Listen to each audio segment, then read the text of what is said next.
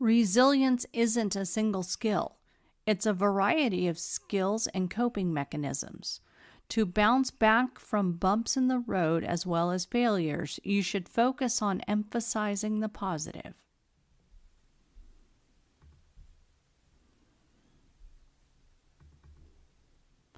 Success is not final. Failure is not fatal. It's the courage to continue that counts.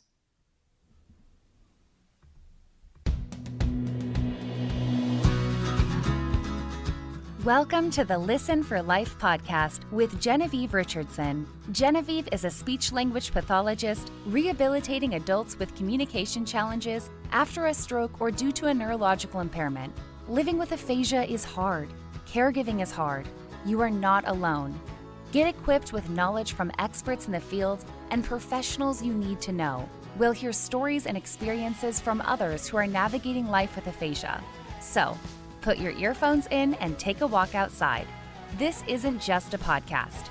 This is a community, a resource, and a support system. We're in this together. Do life.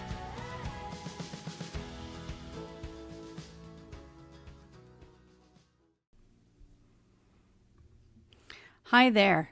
This is the second of 5 episodes in the series Life After Stroke. This week we're talking about how to build resilience. Last week we discussed how to reconnect with your loved one after a stroke, and we covered 4 points. The first one was to speak slowly and clearly. Second is take advantage of every means of communication. Third, be patient. And fourth, take one day at a time. If you are early in your journey with aphasia, you may not be thinking you need to reconnect with your loved one. You may be thinking everything is fine, we're surviving, we're moving forward. However, down the road, months or even years after the stroke, you may realize that you have just been focused on the day-to-day tasks. At some point, you may realize that you see your partner or loved one as someone to take care of or look out for, advocate for, and you don't look at them as the person you chose to spend your life with. My wish for you and your family this holiday season is to find ways to reconnect with your loved one with aphasia. So let's dive into this week's episode. What is resilience? Resilience refers to an individual's ability to cope with stress and adversity. It is the ability to bounce back from challenges and setbacks. Many people assume resilience means that you never struggle or fall down. However, the opposite is actually true. To be resilient, we have to experience painful, stretching situations. I sure wish it weren't so.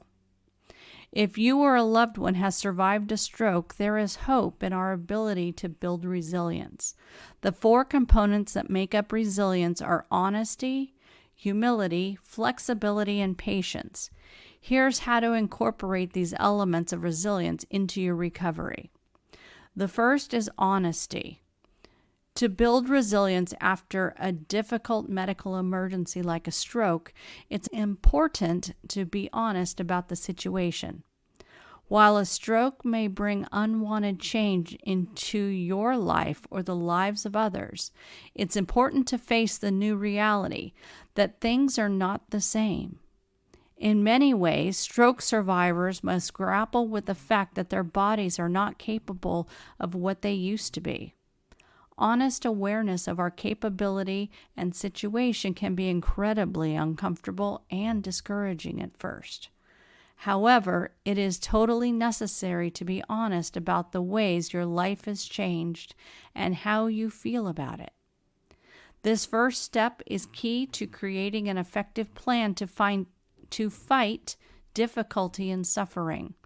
Begin by acknowledging the changes that a stroke has brought to you or your loved ones' lives. While this is painful, the sooner you're able to look at your current situation with honesty, the quicker you can accept it and begin working to build your resilience in the midst of difficulty. Recognizing our weakness is a pivotal step to developing resilience. Another key component of resilience is humility, which essentially boils down to the willingness to look bad, silly, or unable. Many people do not develop a strong sense of resilience in the midst of life's challenges because they refuse to accept that a key part of resilience is sacrificing a positive image of ourselves. To develop resilience, you must accept that there are many things that you or your loved one that survived a stroke will not be able to do. This realization requires a sacrifice of pride to make the decision that your health and progress are more important than the way you may look or feel while relearning basic tasks. Consider allowing the mask of self-sufficiency to fall away and be replaced with a humble attitude. You'll be amazed at how far this small attitude shift will take you on your rehabilitation journey. Let's move on to flexibility. Flexibility is the third component of building resiliency in your rehabilitation journey. Flexibility gives you the power to adapt to your difficult situation and use the same force that is holding you down to push you back up.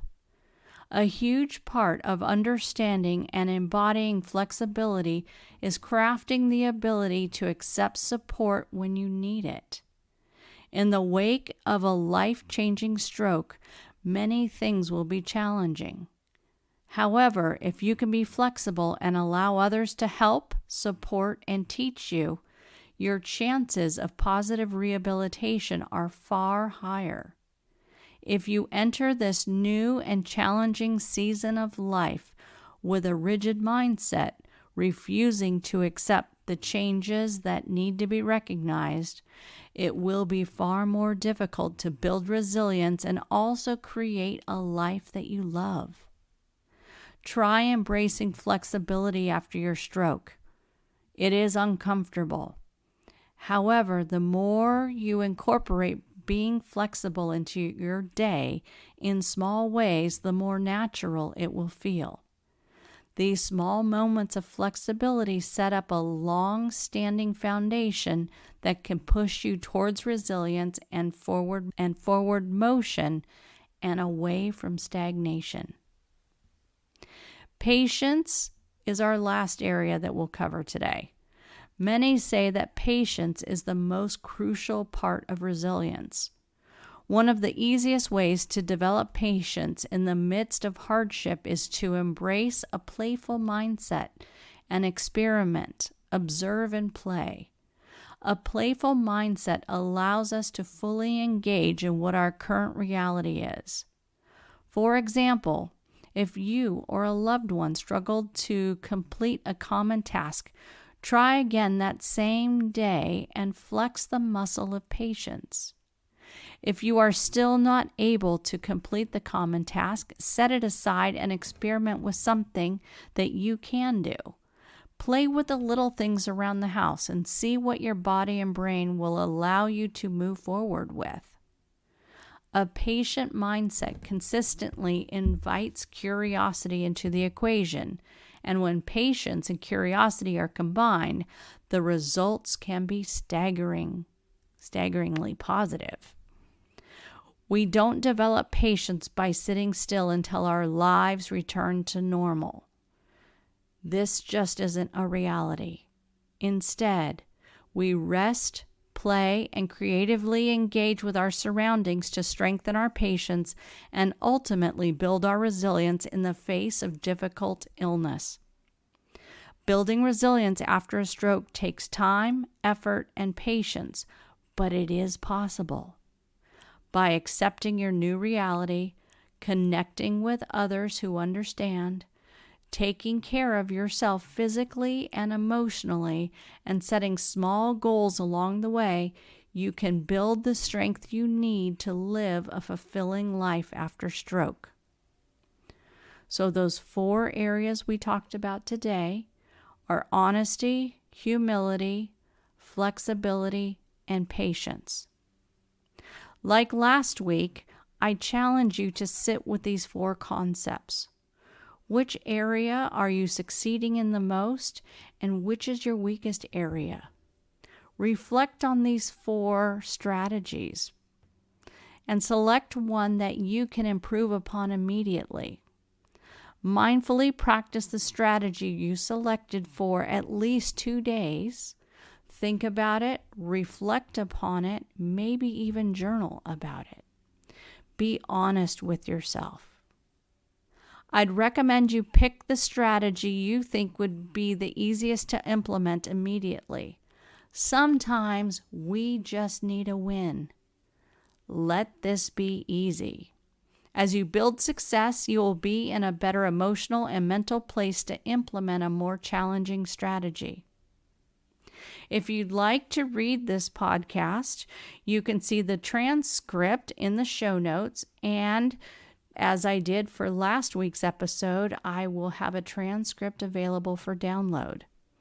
If you'd like to get there directly, go to lifespeechpathology.com/blog/resilience. If you need more personal guidance for building resilience, reach out by phone or email. And last thing, before I let you go on this episode, we need to have some straight talk. We are just a couple of weeks away from Christmas. Can you believe it? Have you thought about how to involve your person with aphasia before, during, and after the holiday day activities? I created a freebie, a nice PDF guide called Talking Turkey about aphasia inclusion at the holidays. This is a practical guide for promoting interaction, community, and connection. In this guide, you will learn about modeling communication techniques to your guests and friends and family, preparing your guests for successful communication for when you get together in person or over FaceTime or Zoom. This guide also acknowledges you as the person who knows your person best. Plan holiday activities and ways to communicate to make the holidays inclusive and fun and festive. Now is the time not only to prepare the gifts, the food, the activities, but also to purposefully plan how to include your loved one. I hope you like the second in our 5-part series about life after stroke. There is more to life to be had after a stroke. Wishing you a wonderful holiday season.